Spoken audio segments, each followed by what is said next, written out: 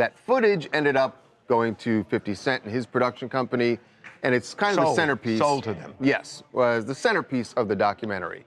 So watch this particular scene, because this is where a lot of people feel Diddy really screwed over someone that he should be very, very thankful. It started with the whisper no one wanted to believe, that the clean, polished breakup between Michael B. Jordan and Lori Harvey wasn't mutual at all, but a hit job orchestrated by Diddy himself. We heard the rumor first in the corners of Reddit threads and clubhouse rooms that always seemed to know too much, and the more we looked, the more it started to fit. Because if there's one thing the last few months have proven, it's that Diddy doesn't lose quietly. And when his empire started to shake under Cassie's lawsuit, the first thing he did, allegedly, was reach for his vault. Those infamous tapes he's been hoarding for decades. The kind people now call freak-off footage. The kind that could destroy careers. Her mother is 54 years old. Her mother is 5 years older. So picture this. It's early 2022. Michael B. Jordan is riding high on Creed 3, fresh from the Vanity Fair Oscars after party with Lori on his arm. They're Hollywood's power couple, all glowing smiles and perfect lighting. Then, out of nowhere, radio silence. Lori deletes every trace of him from her socials. Michael wipes his page clean, like none of it ever happened. By the weekend, they've unfollowed each other, and Steve Harvey's making cryptic comments about being Team Lori 1,000%. At the time, we thought, all right, another celebrity breakup. He wanted to settle, she wanted freedom.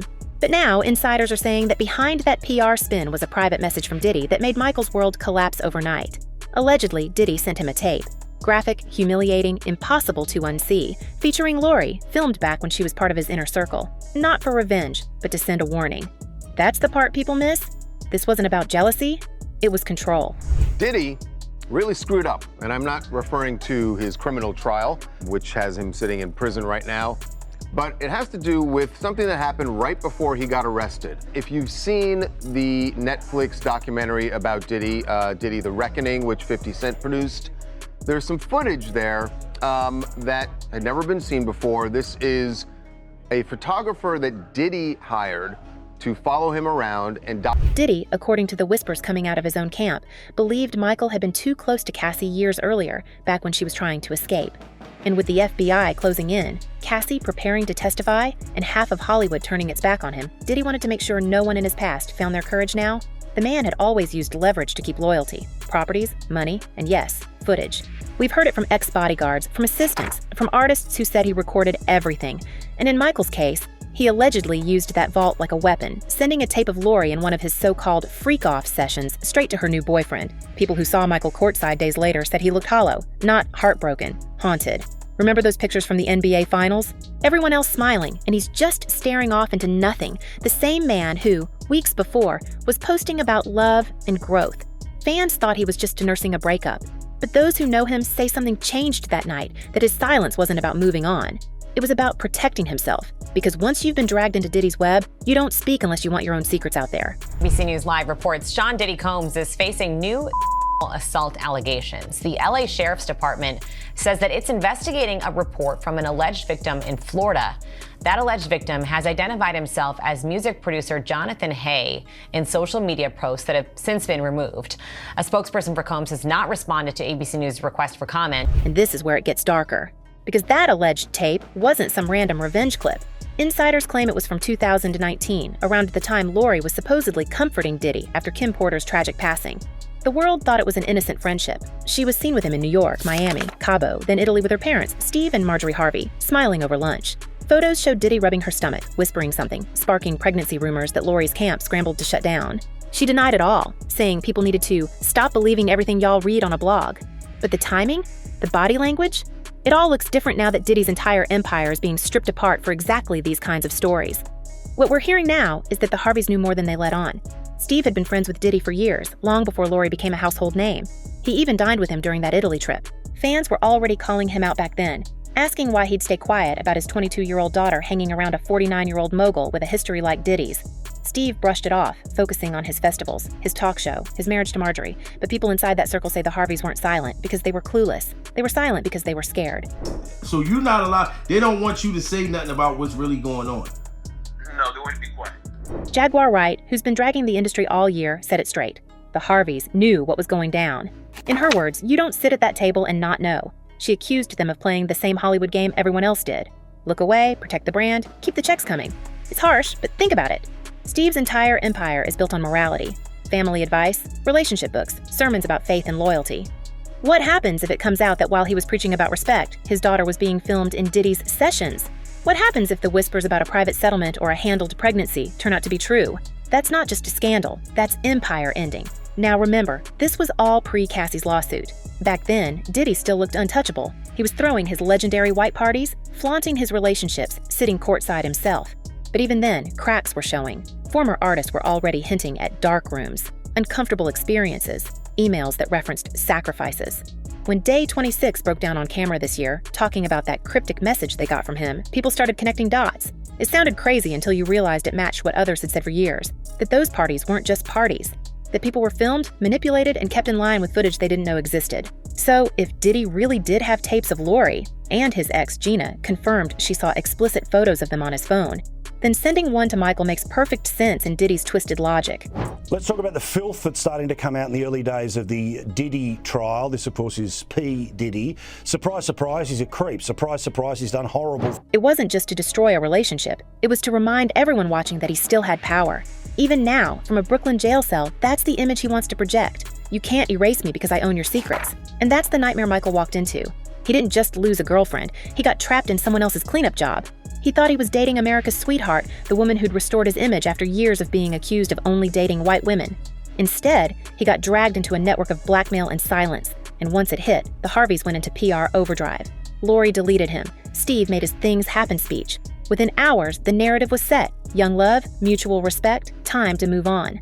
Meanwhile, the real story was locked behind non-disclosure agreements and a video no one was supposed to see. People close to Michael say he never recovered from that humiliation. The man who used to light up interviews went dark, stopped smiling, kept his head down. Even his SNL monologue months later, the joke about his first public breakup, hit different when you knew what was behind it. He said he was already in Creed shape, so he'd learned a new language. The crowd laughed, but look again at the clip. There's a tension there, like someone trying to laugh off a memory that still stings. And here's where the story loops back to Diddy's downfall. Likely what's going to happen, but now there's an added element to this, an added element of drama. Diddy is going to speak. He has some things he wants to say to the judge, to the court, and he has actually filed a request with the judge that he can wear street clothes instead of his prison jumpsuit because he wants to look good for whatever it is. Because now that Cassie's case opened the floodgates, everyone connected to him is scrambling. Artists are testifying, staff are flipping.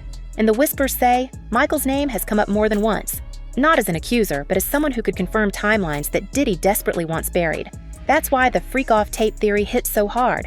It wasn't random gossip. It was leverage, timed perfectly to keep another Hollywood star quiet. The irony is that Steve Harvey's silence back in 2019 looks almost prophetic now, when fans were calling him out. Where's Uncle Steve? Sad that her dad doesn't even care. He ignored it. Maybe he was protecting Lori. Maybe he was protecting himself. Because behind that wholesome family brand is a man who's fought off lawsuits, scandals, and accusations from his ex-wife that make him look anything but saintly. A man who knows exactly how damaging one secret video could be. And while all of this plays out, Lori's living like nothing happened. New boyfriend, new brand deals, talking about how she wants to be known for her accomplishments, not who she dates. It's smart. It's distance. But the timing of her re-emergence, right as Diddy's empire burns down, is suspicious. Almost like she's reclaiming the narrative before someone else does. Insiders are already saying she's terrified that her name will show up in one of the federal filings tied to Diddy's case, that somewhere in one of those seized drives her image might appear. With a civil case, it's a much lower standard of a preponderance of the evidence, or in more layman's terms, more likely than not, the measurement we as attorneys typically use for that is 51%. And so for a civil case, you're just saying, hey, is there a 51% chance that Sean Combs allegedly committed these acts? If so, he would be liable. In the federal case, which was criminal, that was proof beyond a reasonable doubt, where he was found guilty of those 2 counts you mentioned earlier, and is serving a 50-month sentence in Fort Dix. So, where does that leave Michael? That's the million-dollar question. Some say he's sitting on evidence, waiting. Others think he just wants to forget. But those close to him say he's not done, that he's quietly aligning with people who want to bring the whole system down, not out of revenge, but out of self-protection. Because if he ever speaks and confirms that Diddy really sent him that footage, it won't just blow up Diddy. It'll expose the entire circle that kept quiet, from the Harveys to the handlers to the A-listers who pretended not to see. And maybe that's why we're hearing rumblings of a bigger story coming, the kind that connects the dots between Cassie, Lori, and the vault. Because if the freak-off tapes exist, and the raids on Diddy's mansion suggest they might, then the people who appeared in them are all potential witnesses. Some are scared, some are angry, and some, like Michael, have nothing left to lose. But that's the thing about this industry. Silence is survival until it isn't. And now that the walls are closing in on Diddy, people are realizing that protecting him might have been the worst move they ever made. Because when the footage surfaces, and it will, every smile, every red carpet moment, every mutual breakup will look like part of the cover-up. And the one question everyone's already asking is the one no one's answered yet. What did Michael B. Jordan really see that night? That's where the story turns. Because once you understand what was on that tape, you understand why no one, not Lori, not Steve, not even Hollywood's most bankable star, has dared to speak. And what's coming next might finally explain why Diddy's empire isn't the only one about to fall. Interestingly, we haven't seen the indictments yet. There's been some time lag. I suppose it will take some time to go through all the forensic, evidence. And here's what still doesn't add up. If Diddy was trying to protect himself, why would he risk leaking something that could drag him down too? We started hearing that this wasn't just jealousy, it was leverage. Like a warning shot disguised as humiliation. Diddy, according to those who used to work in his circle, was terrified of losing control during the Cassie lawsuit buildup. He knew who had seen what, who could testify, and who had footage that might align with her story. Sending Michael that tape wasn't about breaking his heart. It was about sending a message to anyone even thinking about opening their mouth. Keep quiet or watch your world burn. It's the same playbook insiders say he's been running for decades. Control through fear, exposure as the ultimate leash. What's strange is how quickly everyone around that triangle, Lori, Michael, even Steve, locked arms in silence. No cryptic posts, no messy leaks, not even a denial. That's rare in Hollywood, where most celebrities will post a full essay just to clarify who unfollowed who. Insiders started whispering that something heavier was being managed behind the scenes, like an emergency cleanup ordered by people with money and reason to hide. According to one longtime publicist, the calls went out fast. Lock the archives, seal the devices, get everyone under NDA. Because once a video enters the Diddy ecosystem, it never really disappears. Every insider knows that. Those files, the so-called freak-off reels, have been used to ruin careers, maintain loyalty, and make sure nobody testifies. Then came the whispers about Lori's situation back in 2019. The photos from Cabo where Diddy was rubbing her stomach, the half-smile that looked more protective than romantic. At the time, it was written off as pregnancy gossip. But now, with what we know about Diddy's pattern of control and cover-ups, people are wondering if something was quietly handled. The timing fits too neatly. Months later, Lori re-emerged brand new, glowing, jet-setting, and by all appearances unburdened. No trace of scandal, no change in her lifestyle, no accountability to explain why her name suddenly stopped appearing next to Diddy's. It was like someone scrubbed the slate. Some insiders swear that's when a deal was struck, hushed money, erased footage, and one bulletproof NDA. Oh, God, this homes. And if that really happened, Steve Harvey's silence starts to make sense. The man built a whole empire on morality and fatherly advice, the self-proclaimed relationship guru with a perfect family image. The last thing he could afford was his name, even glancing against Diddy's world of private tapes and freak-off allegations. Jaguar Wright has been the loudest voice pushing that angle, calling out the Harvey family for looking the other way. She said point blank that they knew exactly what kind of world Lori was walking into, that they were complicit by pretending not to see it. And the internet ate it up, because how does a father famous for preaching about standards just shrug off his daughter dating his 50-year-old industry friend? The math never worked. The deeper we dug, the darker the coincidences got. Diddy's old associates, Day 26, Aubrey O'Day, even Dawn Richard, started dropping stories that sound straight out of a horror film. Hidden cameras, cryptic messages, blackmail disguised as mentorship. Day 26 claimed they once received an email from Diddy filled with references to sacrifices, language that made them fear for their lives. And we can't forget Quay's story about waking up in a basement surrounded by cameras, calling it sacrificial. The pattern is almost ritualistic: record, control, exploit, and discard. So when rumors surface about a tape of Lori, it doesn't sound outlandish anymore. It sounds like the continuation of a system that's finally cracking under the weight of its own secrets. What nobody saw coming was how Michael B. Jordan's demeanor shifted afterward. He went from Hollywood's golden boy to visibly withdrawn. No scandals. But that look in his eyes said something broke behind the scenes. His appearance at that courtside game, frozen smile, hollow stare, was the opposite of his usual charm. The man who carried Creed's intensity suddenly looked like someone carrying a secret. Some fans thought it was heartbreak. But people close to him insist it was deeper, that he found out something that made him question everything about fame, loyalty, and how this business actually works. If he really did see that footage, it's not just about his relationship. It's about witnessing how powerful men weaponize privacy. It's wild how the dominoes line up. Cassie's lawsuit exposed Diddy's obsession with recording his private encounters, forcing partners to relive them and keeping every tape locked in his vaults. She described one night when he made her watch a video she thought she'd deleted, reminding her he owned every part of her. Now think about Michael sitting somewhere, holding that same kind of evidence, knowing exactly what Diddy is capable of. The difference is that Michael isn't one of Diddy's protégés. He's an A-list actor with his own influence, which makes him unpredictable. That's why we're hearing that certain people have been working overtime to keep him focused on his career and away from microphones. Meanwhile, Diddy's empire is collapsing. Federal agents raided his LA and Miami homes last year, uncovering more than just party footage.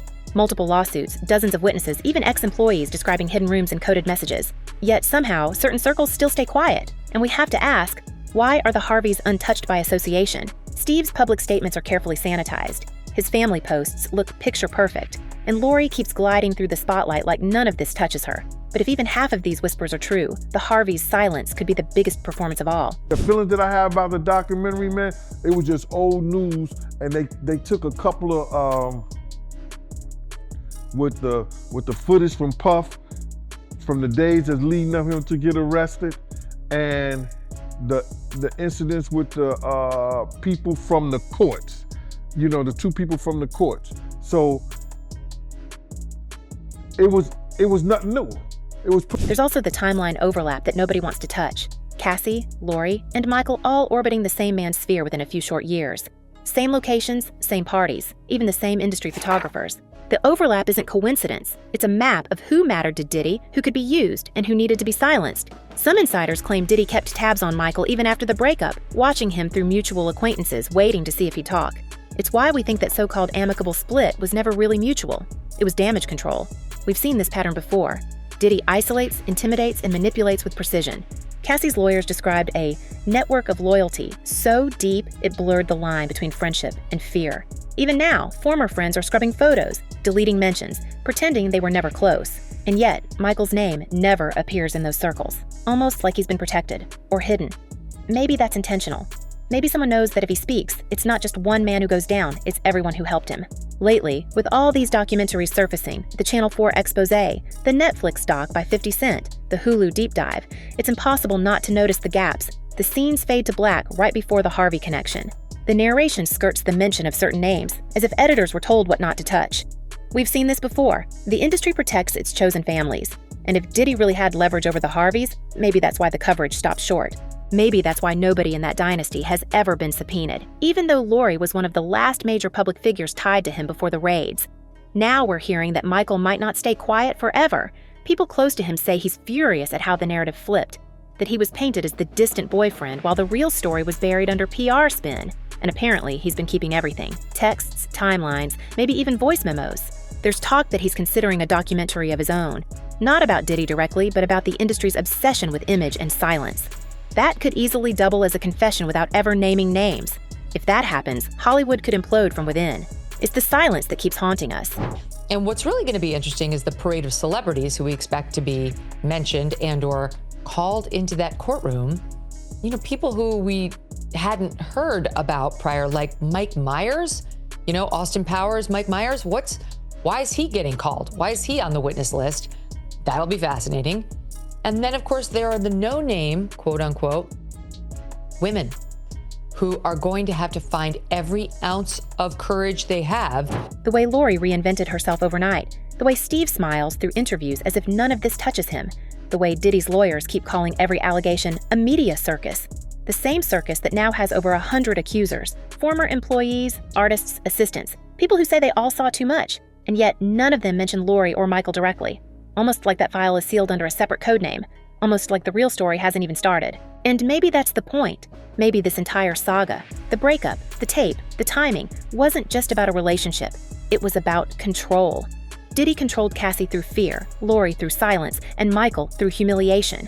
And in the middle of it all stands the Harvey family, pristine on the surface, possibly entangled underneath. If Michael ever talks, if even one clip leaks from that so-called archive, it won't just destroy reputations. It'll expose how Hollywood's power couples are built on traded secrets and quiet settlements. So here we are, watching the smoke thicken, wondering who's next to break their silence. Because when those files finally surface, and they will, what happens to the people who smiled through it? What happens when the image cracks? We're waiting for the moment the truth slips through the seams. Until then, keep your eyes open and your ears ready. because this story isn't finished. Not by a long shot. What would you do if you were sitting on proof that could burn an empire? Think about that, and we'll see you in the next one.